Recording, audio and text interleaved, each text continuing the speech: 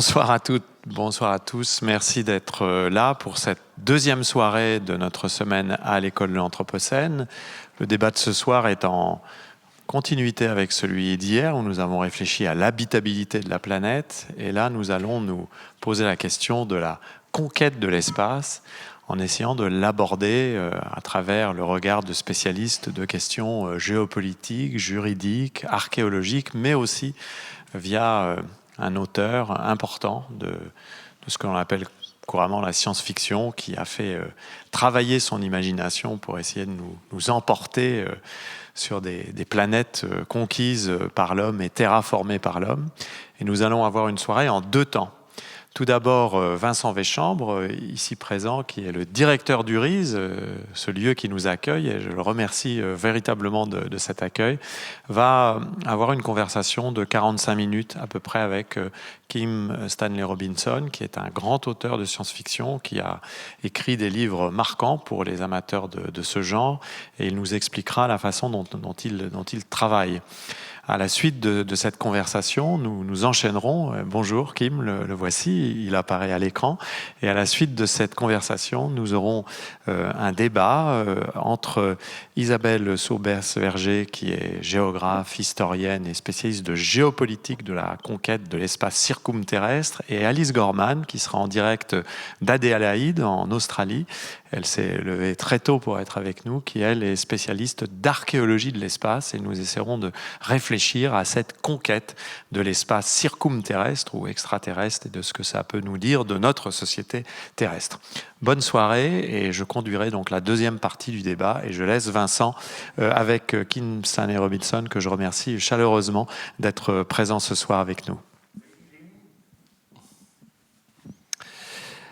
Alors, Kim Stanley Robinson, je vous dis à nouveau bonjour. Nous nous sommes salués quelques instants auparavant. C'est un très très grand plaisir de vous avoir avec nous ce soir. Et pour introduire notre conversation, trois sujets qui, à mon sens, vous me direz ce que vous en pensez, font cette nouvelle actualité, pourrait-on dire, de la conquête spatiale. Cette nouvelle actualité d'une extension annoncée de l'œcumène, donc de cet espace approprié, occupé, conquis par l'homme. Alors, trois sujets d'actualité, c'est pour commencer la question des enjeux géopolitiques qui, je dirais, se confirment ou s'affirment autour des projets d'occupation. C'est déjà un fait très avéré, mais d'occupation de l'orbite de la Terre, l'espace le plus proche, avec des projets colossaux en termes de déploiement de satellites. On parle de dizaines de milliers de satellites. Ce sont des projets aussi qui redeviennent d'actualité autour du retour sur la Lune, qui serait qu'un marchepied pour aller sur Mars, qui serait la cible suivante. Et donc on imagine effectivement tous les enjeux scientifiques, politiques, économiques qui sont derrière ces projets. Deuxième grand faisceau d'actualité, ce qu'on pourrait appeler les nouveaux acteurs de la conquête spatiale. Et ça aussi, je pense que ça peut vous parler, à savoir que ce ne sont plus seulement les grandes entités géopolitiques du monde, enfin en tout cas les États, comme durant la guerre froide, mais aujourd'hui se positionnent des puissances capitalistes transnationales incarnées par des figures comme Elon Musk ou Jeff Bezos. Et puis, dernier sujet d'actualité qui m'a frappé, mais pas que moi, c'est cette passion actuelle de l'humanité pour la découverte des exoplanètes. Et nous avons vu le déploiement de moyens colossaux pour cela, avec la mise en orbite du télescope James Webb récemment. Voilà, donc trois grands sujets qui, à mon sens, posent cette actualité. Et ça tombe bien, vous faites partie des auteurs majeurs qui nous aident à réfléchir à tout ça depuis maintenant plusieurs décennies, depuis les années 70, à travers un corpus littéraire considérable et passionnant. Au croisement, on y reviendra, exact de la fiction et de la science. Alors pour vous présenter Kim Stanley Robinson, et vous me direz si vous êtes d'accord, je dirais que vous êtes singulier dans la science-fiction contemporaine sur deux points. Le premier point, c'est que vous vous situez dans une échelle de temps et d'espace qui est originale.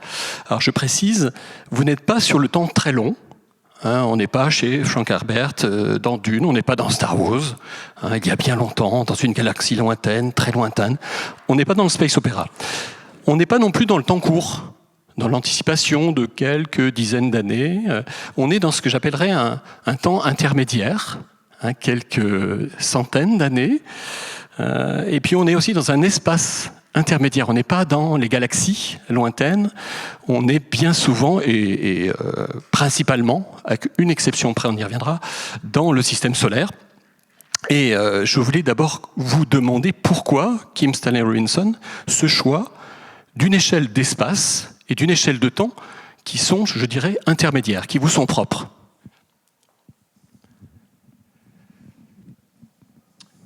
Wow, merci.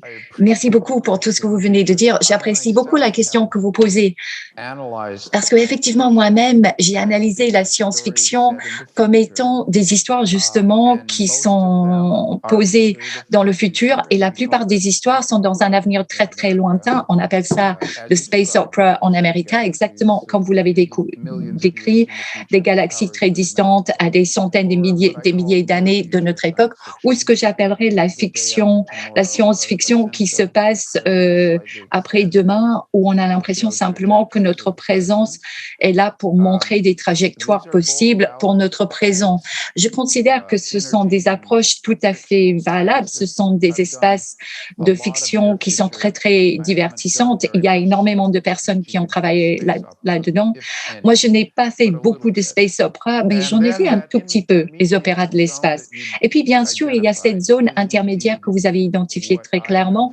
Et effectivement, c'est le domaine que je me suis approprié, c'est ce que je trouve important et intéressant. Et je considère qu'il n'y a pas suffisamment d'écrivains de science-fiction qui rentrent dans cet espace.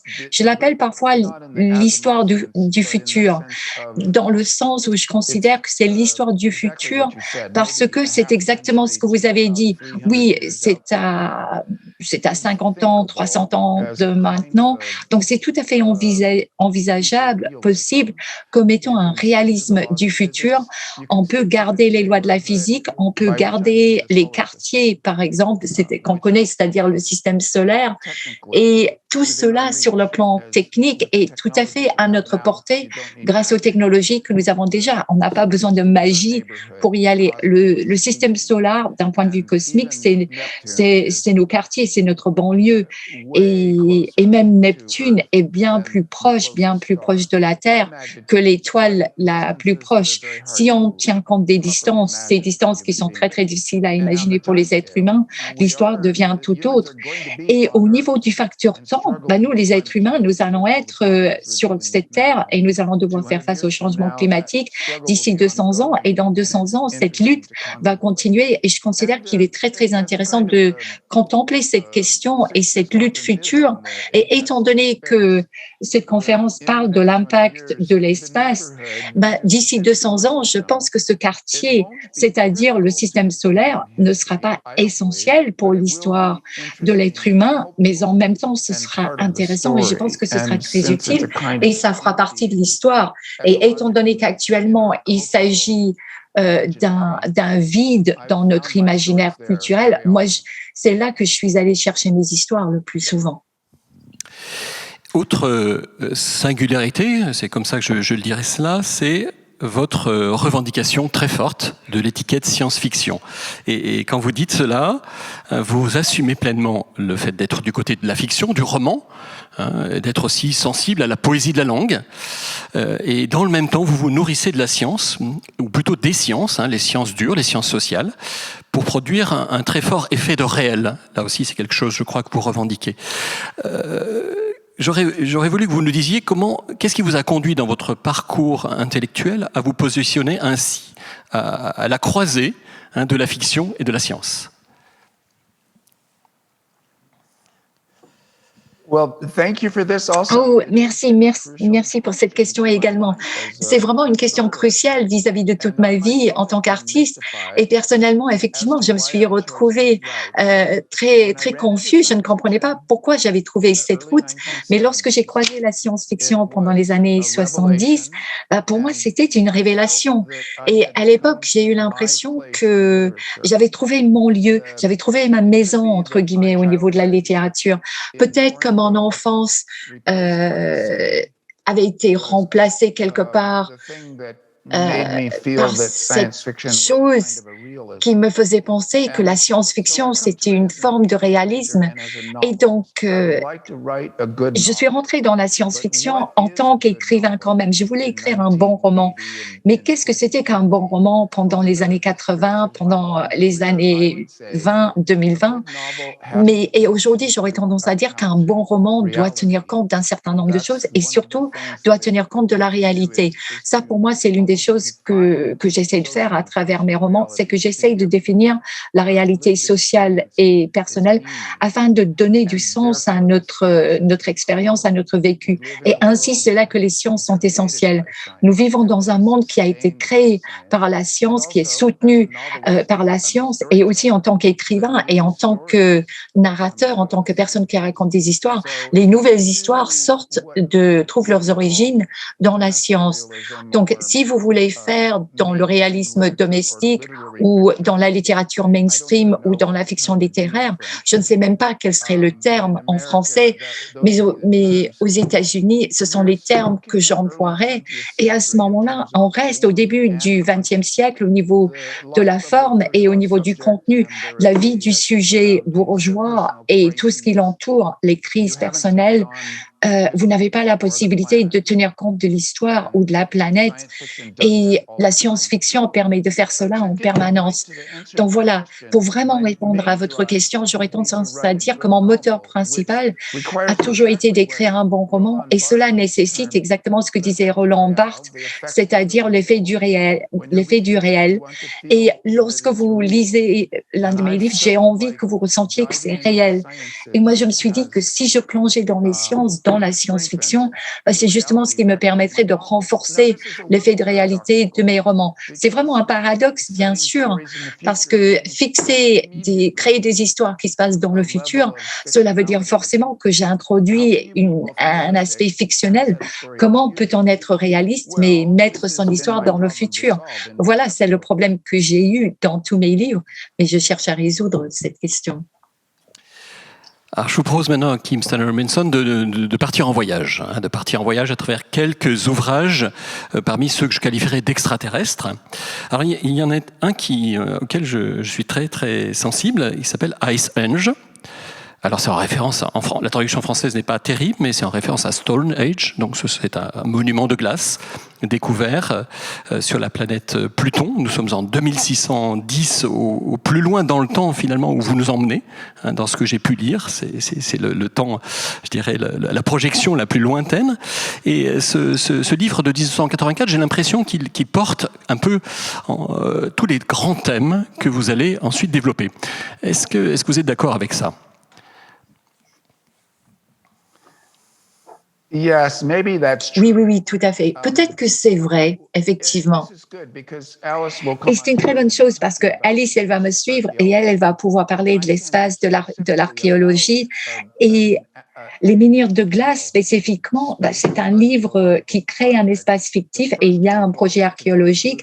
Et ce sont les toutes premières personnes qui se rendent sur Pluton qui découvrent un monument qui a été mis là par les humains. Pourquoi, quand et comment? Et je crois qu'en français, cela s'appelle Les menhirs de glace. Et c'est pas mal quand même comme traduction. Ça représente quand même l'idée que j'avais et j'aimerais voir les menhirs en Bretagne, en Normandie. Cela me ferait très, très plaisir.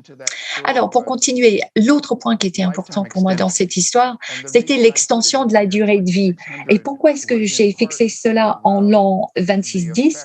C'est parce que je voulais surtout qu'on puisse penser à une vie humaine qui dure très, très longtemps afin de pouvoir avoir un impact sur les lecteurs. Je voulais que ce soit une histoire très, très forte.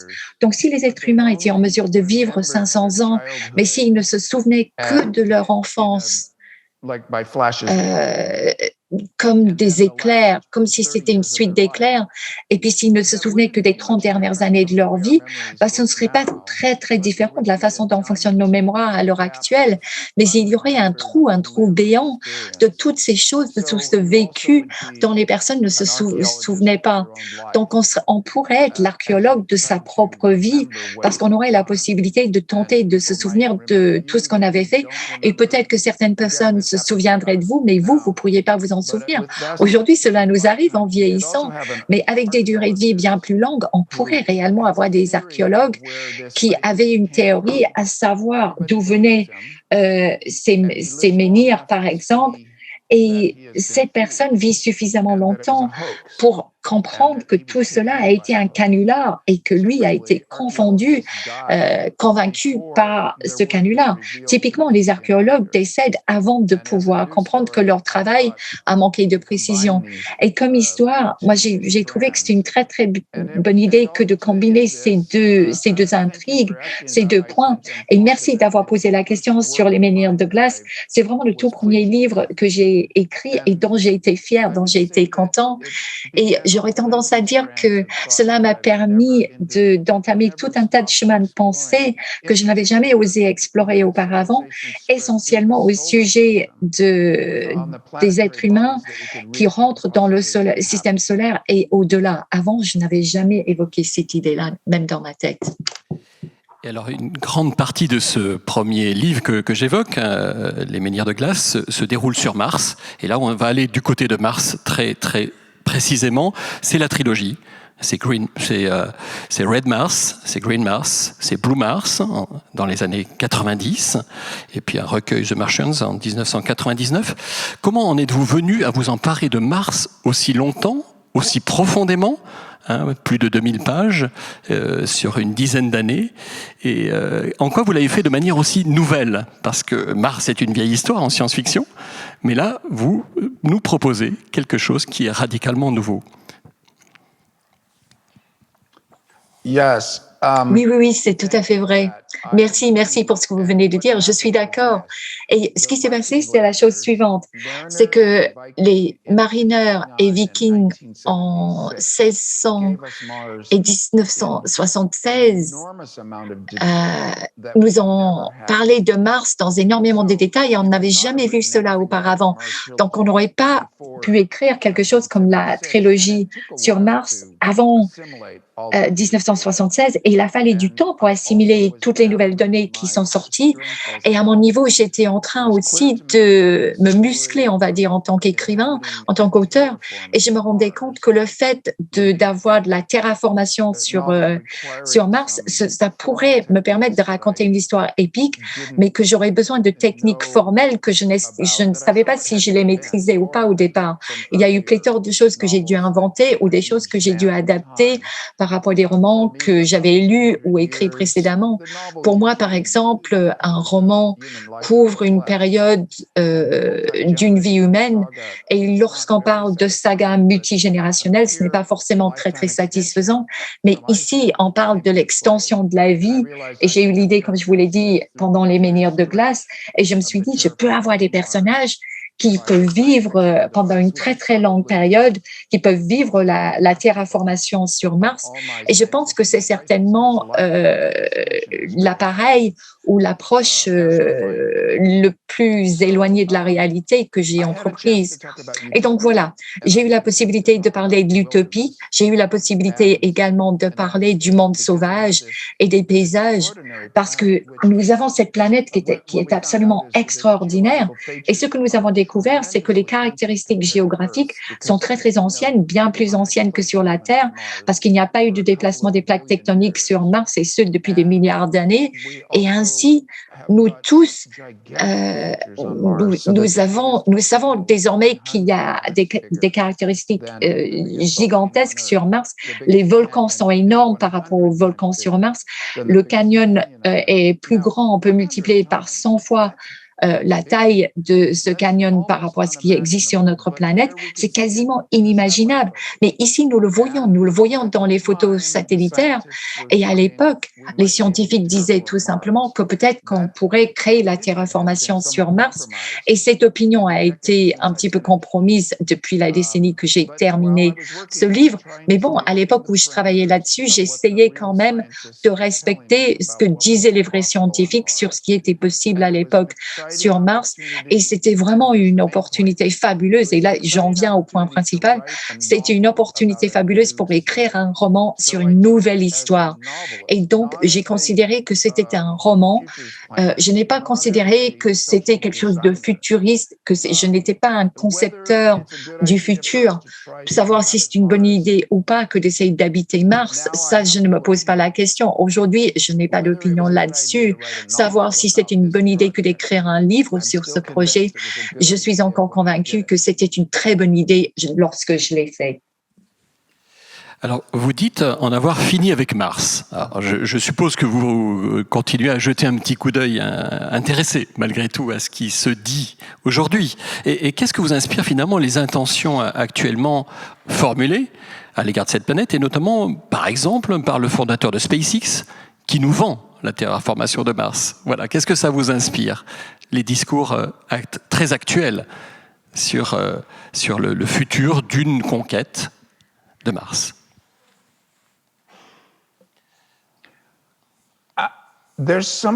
They're making an error. Eh bien, je pense qu'il se trompe. Je pense que c'est une erreur de catégorie. Il ne prête pas attention à la science récente et en fait, il ne prête pas attention à la crise climatique à laquelle nous sommes confrontés. Il s'agit là d'une crise existentielle sur Terre. À l'heure actuelle, la planète Mars n'est pas du tout pertinente. Il n'y a aucun impact sur l'urgence et ça, c'est vraiment le projet le plus important de l'humanité tout entière dans ce siècle. Donc, le but est vraiment de protéger la biosphère qui soutient la civilisation humaine et il faut soutenir cette biosphère de façon durable. Donc, je suis réellement surpris de voir que des gens prêtent attention à la planète Mars aujourd'hui. En fait, c'est tout aussi important que l'Antarctique, mais peut-être un peu moins important que l'Antarctique. C'est important, évidemment, parce que nous avons besoin de cette glace. Nous avons besoin que la glace reste gelée. Mais en fait, très souvent, les scientifiques, ils font des études scientifiques sur ces régions. C'est intéressant, c'est très beau, c'est important pour comprendre la Terre. Mars, c'est exactement la même chose, en fait. Le fait d'avoir des humains sur la planète Mars, c'est comme les scientifiques en Antarctique, ce serait intéressant, beau, et nous apprendrions des choses qui pourraient nous aider à mieux gérer la Terre en tant que planète afin de faire face aux problèmes que nous avons créés nous-mêmes en tant qu'êtres humains, parce que nous avons créé la planétologie et c'est réellement un aspect très important, en fait, de la vie humaine et de la maintenance ou la survie sur Terre. Et je ne dis pas que la planète Mars n'est pas du tout pertinente en tant que science ou un objet scientifique ou objet d'étude scientifique. Je dis que Mars est pas du tout pertinente en tant qu'aide pour la civilisation humaine à l'heure actuelle. Et maintenant, je pense que Mars est plutôt une récompense quelque part.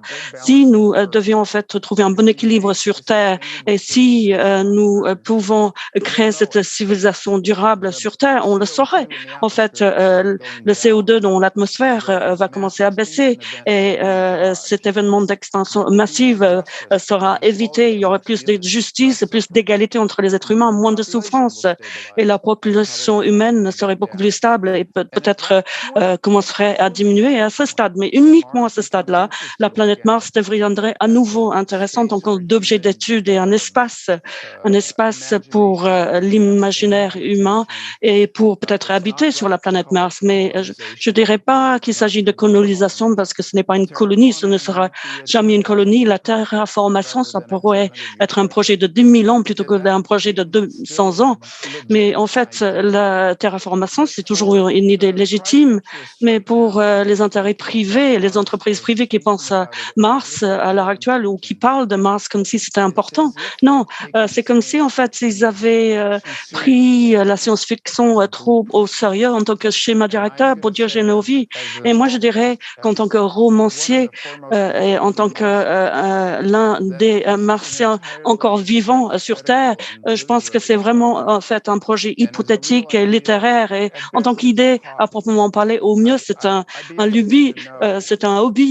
Mais je serais intéressant de savoir. Je pense qu'il y a le terme hobby en français. Je pense que en français on comprend tout à fait ce que ça signifie. Hobby, c'est quelque chose qu'on fait pour les loisirs, pour se divertir dans son temps libre. C'est pas du tout important. Un hobby, c'est quelque chose que l'on fait qui est personnel à soi-même. C'est en fait une sorte de facette de sa personnalité. C'est pour moi, Mars, c'est exactement la même chose.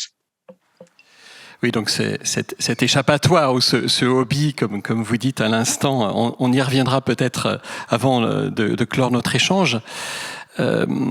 Juste peut-être une dernière remarque sur ce qui, je dirais, marquait aussi une vision forte de notre futur qui me semble toujours présente, c'est que cette planète-là, elle est finalement appropriée, dans votre récit bien sûr, appropriée, conquise, colonisée par les transnationales. Et là, il y a quelque chose, je trouve, qui rentre en résonance par rapport à ce qui se dit et se joue aujourd'hui sur la conquête de l'espace, hein, sur le positionnement de nouveaux acteurs. Est-ce que ça, c'est quelque chose qui, à votre sens, reste toujours très, très fort et très, très actuel dans votre propos de la trilogie martienne ?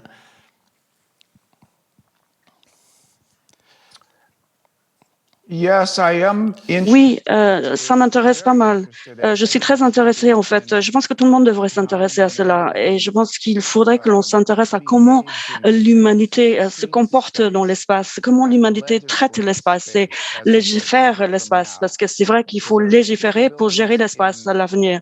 Et nos capacités, par exemple en orbite basse, nos capacités en tout ce qui concerne les télescopes spatiaux, je pense que nous allons revenir sur Terre sans aucun doute, en fait, dans les 10 années à venir. Et théoriquement, même si c'est très difficile et très dangereux, je pense que théoriquement, nous pourrions atterrir sur Mars, mais pour rester avec la Terre et la Lune, je pense qu'on peut gagner beaucoup d'argent maintenant avec les satellites de communication qui relient tout le monde avec Internet, par exemple. Internet, c'est un phénomène spatial et je pense que c'est un phénomène croissant et il y a également toutes les informations scientifiques que l'on peut tirer de l'orbite basse et sur Terre. En fait, toutes ces informations qui sont très importantes pour nous afin de gérer le changement climatique. Et enfin, je pense que il y a certaines ressources, il y a également les satellites. Vous pourriez me poser des questions plus spécifiques par rapport à ces problèmes-là, mais en fait, pour finir ma réponse sur cette question, je pense que l'espace devrait être considéré comme un bien commun, comme l'océan. On ne peut pas être propriétaire de l'espace, mais on peut organiser des activités commerciales dans l'espace, peut-être. Et le traité des Nations Unies sur l'espace extra-atmosphérique en 67, c'était basé sur le traité sur l'Arctique. Il y a toujours eu une polémique autour de ce traité. En fait, le traité ne s'est jamais réellement appliqué. Et en d'autres termes, on a adopté ce traité dans une situation où la situation n'existait pas. Et lorsque la situation a changé, donc ce traité était trop faible et on a négligé ce traité. Mais ce traité a toujours, force de loi. Il y a toujours les signataires de ce traité sur l'espace extra-atmosphérique. Et maintenant, je pense que un problème très intéressant, et Alice va en parler, je pense qu'il y a trop de satellites et trop de satellites vont ruiner et saboter donc l'astronomie sur Terre et notre sens du paysage nocturne, le ciel nocturne en tant qu'objet sublime d'observation, une expérience vraiment écrasante de beauté. Et si on a trop de débris, trop de lumière qui bouge dans le ciel nocturne, c'est un bien commun qui a une valeur spirituelle qu'on va perdre. Et je pense que les satellites peuvent vraiment gâcher ce ciel nocturne. Donc, nous avons un vrai problème. Qui gère l'espace? Qui prévaut? Est-ce que l'on va obéir aux lois imposées dans l'espace? Et si nous avons des acteurs mal intentionnés dans l'espace, est-ce qu'on peut redresser leur tort? Donc, ce sont des questions très actuelles. On se met de côté précieusement et ces considérations, ces ouvertures que vous nous proposez sur les communs et sur la question du droit et sur la question de qui écrit justement la loi des hommes. Je voudrais juste terminer notre voyage. Vous nous proposez de revenir sur Terre et la comparaison que vous faites avec l'Antarctique revient à plusieurs reprises. L'Antarctique dont vous le dites finalement que c'est Mars avec les deux pieds sur Terre. J'avais trouvé cette jolie formule. Donc revenons sur Terre, c'est finalement le récit d'Aurora, que vous avez publié en 2015.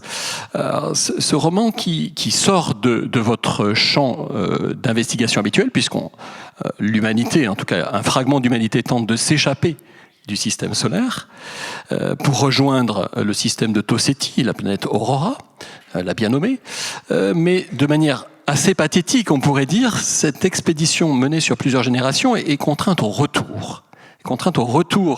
Sur Terre face à la dangerosité d'une toxine présente sur cette planète. C'est un des problèmes, ce n'est pas le seul. Et donc, j'aimerais que vous nous commentiez cet ouvrage qui, encore une fois, je trouve, sort de l'ordinaire par rapport à vos ouvrages précédents, parce qu'il change d'échelle et qu'il pose la question des limites et qui nous ramène vraiment sur Terre. Donc, est-ce que vous pouvez nous commenter finalement ce qui fait la conclusion de cet ouvrage, avec une 30aine de pages magnifiques au bord de l'océan, la conclusion finalement de ce retour et de ce final de l'ouvrage, quelle est-elle? Yes. Thank you for that. I'm interested. Oui, merci beaucoup. Ça m'intéresse beaucoup de décrire ce projet.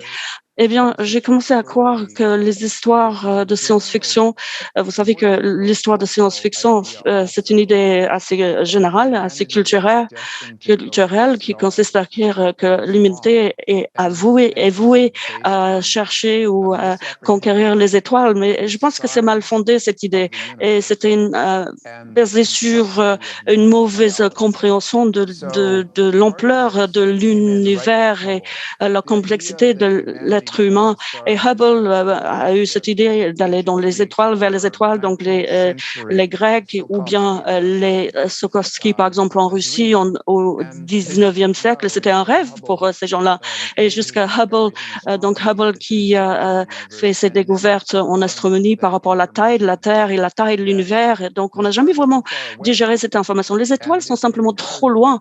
Et si on pense à la vitesse de la lumière, c'est une limite absolue, je dirais. Je pense que c'est vraiment une limite absolue. Et même si on pense à un pourcentage de cette vitesse de lumière, il faut trop longtemps pour arriver à atteindre les étoiles. Et en fait, la science-fiction a résolu ce problème avec ce vaisseau spatial multigénérationnel. Donc, c'est un vaisseau qui a beaucoup de place. C'est comme l'Arche de Noé, en fait. Il y a tout dans ce vaisseau, tout ce dont on pourrait rêver en arrivant dans l'espace. Et ensuite, il faut traverser les espaces entre les étoiles avec de multiples générations qui vivent dans ces espaces comme si c'était leur monde. Et c'est vrai que ce serait leur monde, en fait, l'intérieur de ce vaisseau spatial. Et ensuite, j'ai entendu parler de microbiome. Donc, le microbiome dans nos intestins et 50% de l'ADN dans notre corps humain n'est pas de l'ADN humain. Et à ce stade, je me suis dit, non, cette histoire, c'est tout à fait impossible. L'humanité ne peut pas rester en pleine forme ou saine si on reste coincé à l'intérieur d'un vaisseau spatial pendant de multiples générations loin de la Terre. Et du coup, j'ai commencé à me rendre compte, et les scientifiques le disent d'ailleurs, l'humanité, c'est une expression de la Terre. On coévolue avec la Terre, avec les champs magnétiques, la pression atmosphérique, la composition chimique, tout ce qui concerne la façon dont la Terre est composée. L'humanité a évolué pour vivre au sein de ces contraintes-là, ces contraintes de la Terre. Et ce rêve du vaisseau spatial, c'est un fantasme pur et dur. Et je pense que la plupart des gens diraient qu'on l'a toujours su. Alors pourquoi pourquoi est-ce que vous en faites toute une histoire dans ce livre? En fait, ce que je souhaitais faire, c'est tuer cette idée que l'humanité est vouée à aller dans les étoiles et que la Terre, comme l'a dit Tsiolkovsky, en fait, c'est le berceau de l'humanité. La Terre, c'est le berceau de l'humanité, mais en fait, on n'est pas censé rester dans le berceau toute sa vie. On évolue, mais en fait, il avait tort. Donc, la Terre, c'est le berceau de l'humanité. C'est en fait la vie, c'est le tombeau, c'est toute l'histoire de l'humanité. Donc, c'est la Terre sur Terre. Il n'y a pas de planète B. Je pense que ça, c'est un fantasme. Et je ne sais pas si vous dites la même chose en France. Il n'y a pas de planète B. Donc, la planète Mars, c'est un projet peut-être pour 10 000 ans.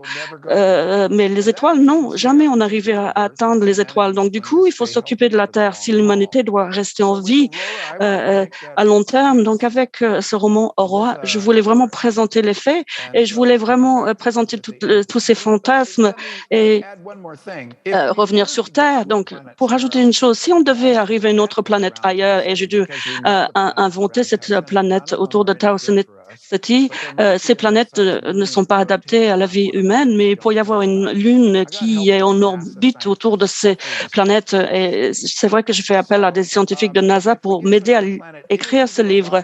Donc, si on atteint une autre planète, soit la planète est en vie, soit la planète est morte. Et si c'est une planète morte, il faut terraformer cette planète. Et ça, c'est forcément difficile à faire. Et cela va étendre le temps passé dans le vaisseau spatial par un facteur de je ne sais pas combien, de 10. Et si la planète est en vie, donc les formes de vie sur cette planète pourraient vous empoisonner ou pour être toxiques, ou vous pourriez être toxique par rapport à ces formes humaines ou ces formes de vie sur la planète. Mais c'est un grand problème. Et comment tester cela? Est-ce qu'il faut partir dans l'atmosphère et voir si vous allez mourir, oui ou non? Non. Comment tester cela? Donc, est-ce que vous envoyez, par exemple, des rats dans une cage pour voir si oui ou non les rats vont survivre? Donc, une fois ce problème reconnu, on se rend compte qu'on ne peut pas atteindre les étoiles pour bon nombre de raisons et c'est presque impossible d'atteindre les étoiles. Donc, c'est l'histoire que je souhaitais raconter.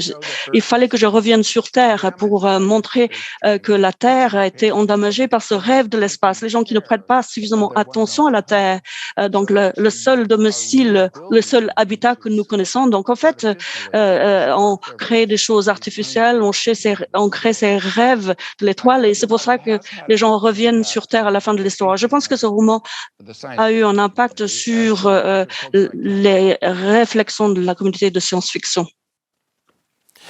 Et pour juste illustrer un tout petit peu, vous citer un petit peu, si on avait eu plus de temps, je vous aurais volontiers proposé de vous lire des extraits en français, malheureusement, sur justement la fin de ce roman Aurora. Vous écrivez « Les terriens ont tenté de stabiliser le climat de la planète, bien sûr, mais rien n'y a fait. Et il leur faudra encore quelques milliers d'années pour y parvenir. Et oui, la planète qu'ils terraforment désormais, c'est la Terre. Ils n'ont pas le choix. Les dégâts sont trop gros. Retour à la Terre. Ils n'ont pas le choix. Nous n'avons pas le choix. Et il y a, je crois, un roman qui n'est pas traduit, que vous avez écrit récemment, qui est un vrai retour à la Terre et qui est un retour en arrière, près de 40 000 ans en arrière, qui se déroule du côté de la Grotte Chauvet. Est-ce que vous pourriez nous dire un mot sur l'intérêt que vous avez ressenti finalement à retourner non seulement sur Terre, mais dans le temps, finalement, dans l'autre sens? Est-ce que ça vous aide dans le même temps, finalement, à aussi penser la suite, le prolongement d'Homo sapiens? La réponse est oui, tout à fait. C'est l'une des raisons principales pour lesquelles j'ai écrit Shaman, c'est que si on est en train d'écrire de la science-fiction, il y a deux aspects dans ma réponse. Tout d'abord, la science-fiction peut être constituée de sous-genres. Et moi, j'avais envie d'écrire un livre dans chacun des sous-genres de la science-fiction. L'histoire de l'espace, l'histoire des planètes, l'histoire de la dystopie, l'histoire alternative. Et traditionnellement, la préhistoire également, c'est l'histoire des êtres humains avant qu'il n'y ait eu de l'histoire. Ça, c'est quelque chose qui a été inclus comme étant le sous-genre, l'un des sous-genres de la science-fiction pour des raisons intéressantes. C'est-à-dire que c'est l'histoire que nous ne pourrons jamais connaître avant l'histoire écrite et avant le futur. Il s'agit vraiment de l'histoire qu'il est impossible de connaître et c'est toujours cela qui m'a intéressée. Et puis, lorsque les grottes de Chauvet ont été découvertes, j'ai trouvé cela absolument fascinant. C'était les grottes qui étaient 2 fois plus âgées que les grottes de Lascaux. Mais imaginez les continuités culturelles où pendant des milliers d'années, sans écrire, les différentes cultures humaines étaient en train de préserver tout un ensemble d'informations sur leur style de vie et je présume en utilisant leur langue également. Je trouve que c'est absolument incroyable et il faudrait investiguer là-dessus. Et puis, bien sûr, il y a la question scientifique, à savoir, en tant qu'être humain, qu'est-ce qui repose sur la question comment est-ce que nous sommes devenus ce que nous sommes? Donc, la continuité historique, si nous voulons la voir, nous devons regarder en arrière. Et puis, encore une fois, c'est une nouvelle histoire. L'archéologie en tant que telle, en tant que science, nous a donné tout un ensemble de nouvelles façons de réfléchir. La période paléolithique, nous en savons beaucoup plus aujourd'hui sur ce qui s'est passé il y a 150 000 ans au niveau de la vie humaine que nous n'avons su par le passé. Et ça va continuer. Mais c'est un petit peu comme sur Mars, il y a une explosion littéralement d'informations grâce aux études d'ADN, grâce aux nouvelles découvertes. Et donc, moi, je suis tout simplement ravie de dire, pour finir sur ce point, que Shaman va sortir en français parce que c'est quasiment le seul roman, quoique non, c'est pas vrai. Mes romans arrivent en France très, très souvent. La trilogie de Mars et d'autres livres également. Mais Shaman est vraiment, se passe à 100% en France, quasiment en tout cas. Et ce livre sera publié en France par Babylone. Il me semble que ce sera vers la fin de 2022 et je suis très heureuse de pouvoir dire ceci. J'ai voulu cela depuis que le livre est sorti.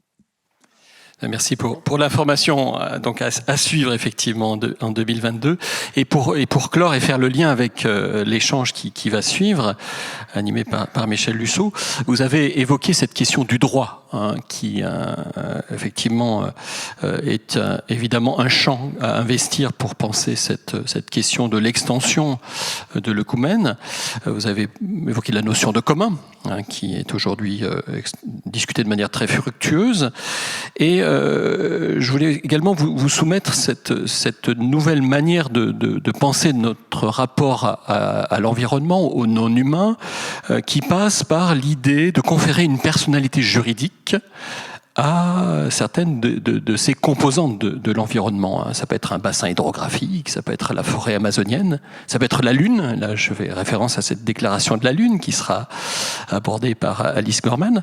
Est-ce que c'est pour vous une manière de penser et d'agir aussi qui vous parle, cette question de conférer finalement une personnalité juridique à la Lune, à Mars, à d'autres, je dirais, éléments de notre univers, finalement? Est-ce que ça entre en résonance aussi avec certaines de vos réflexions?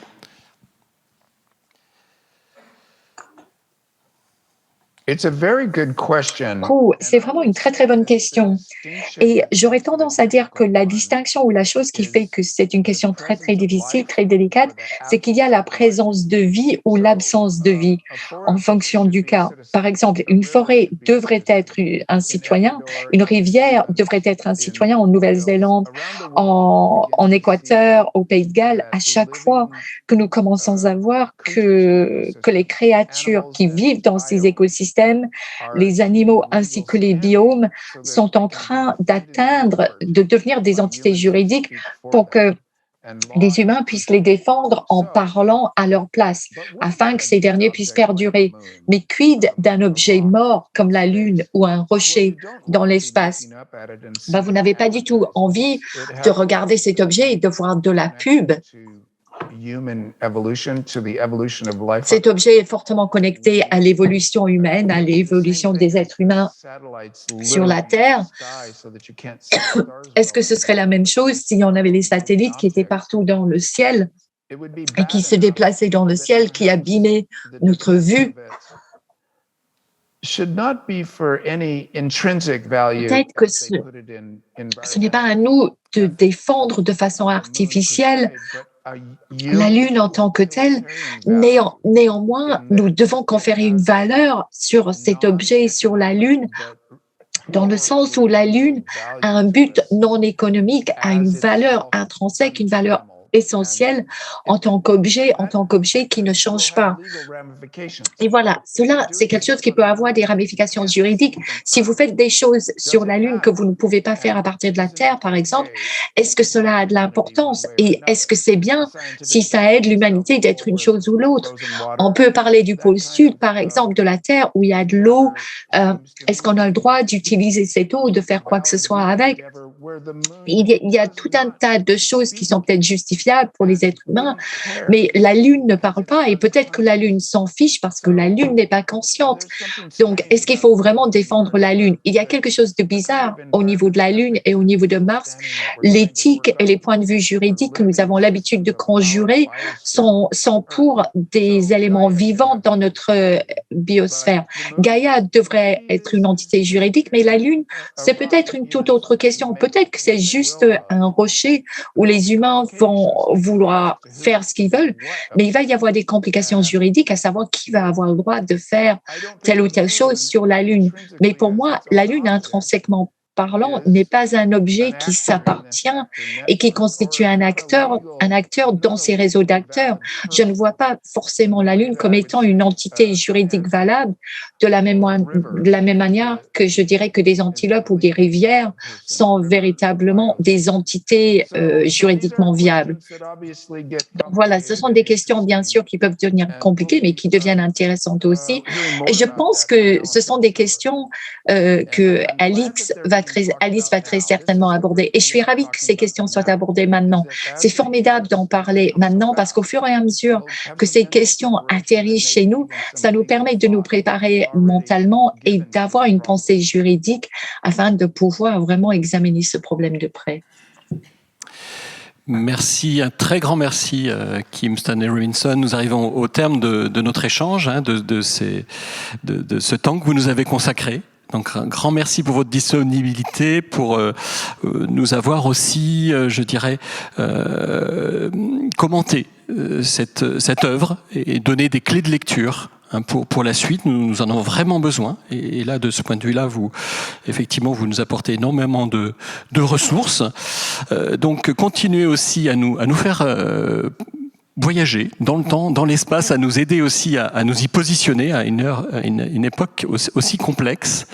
Voilà, donc encore un très grand merci. Et puis donc au plaisir de vous lire sur le dernier ouvrage que vous avez annoncé, qui se passe du côté de l'Ardèche. Merci. Well, I want to say quickly thank you for your... Je veux simplement dire à vous, merci beaucoup pour vos questions. J'ai trouvé vos questions absolument formidables. Vous avez posé des questions novatrices, mais ce sont des questions qui correspondent à ce à quoi je pense. Et merci aussi à ma maison d'édition Tom Clegg de Babylone. Merci pour toute son aide pour faire en sorte que mes derniers romans soient publiés en français. Et grâce au travail de Tom, tous mes romans vont finir par être traduits et publiés en français. Et c'est quelque chose qui est très important pour moi. C'est une langue où aujourd'hui j'arrive à peu près à lire en français. Et voilà, j'espère pouvoir avoir les personnes en chair et en os dans les 2 ans qui viennent en France, si cette pandémie le permet. Donc encore, merci beaucoup. Merci.